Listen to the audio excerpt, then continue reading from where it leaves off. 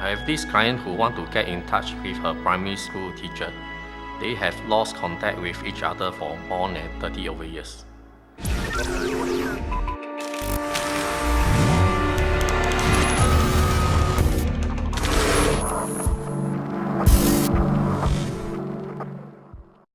Private investigator James is tasked with finding a missing teacher upon a former student's request.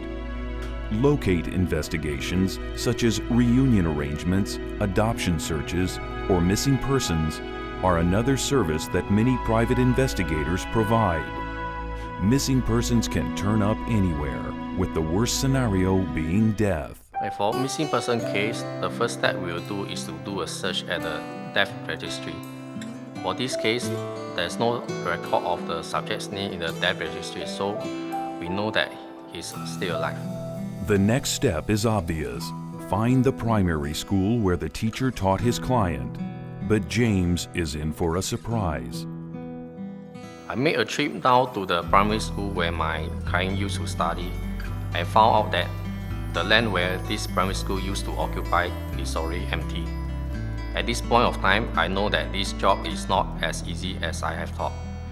I have to sort other channels to locate this primary school teacher for my client. Fortunately, James has the internet as an alternative resource to track his subject. As my client does not have any ID number or passport number of this subject, I tried to do a search in the net and managed to find this subject's name. From there, I also found out that there's an ex-student who has been contacting this subject all this while. Eventually, I managed to find out the last known registered address of the subject from this ex-student. Through blogs or websites which contain personal commentaries that are accessible to the public, private investigators may find elusive connections to their subjects. But getting contact information from strangers can be tricky. For this case, in order to meet the objective, I need to tell some white lie.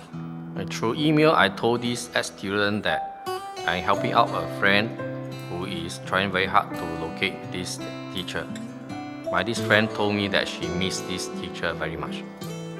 James successfully retrieves the teacher's home address and gives it to his client, assuming that a reunion was in store.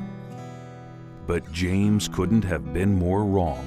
When I hand over the address of the subject to my client, I was a bit surprised that why she was acting so emotionally.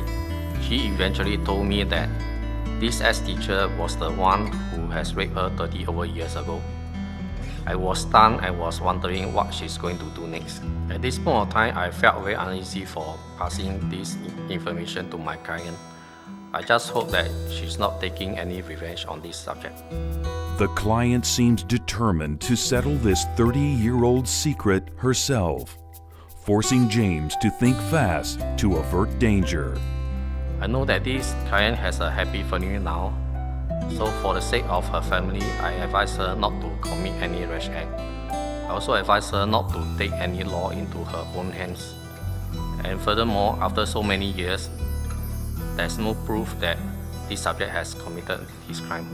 I did not hear from my client after that, but just hope that she's fine and managed to move on with her life.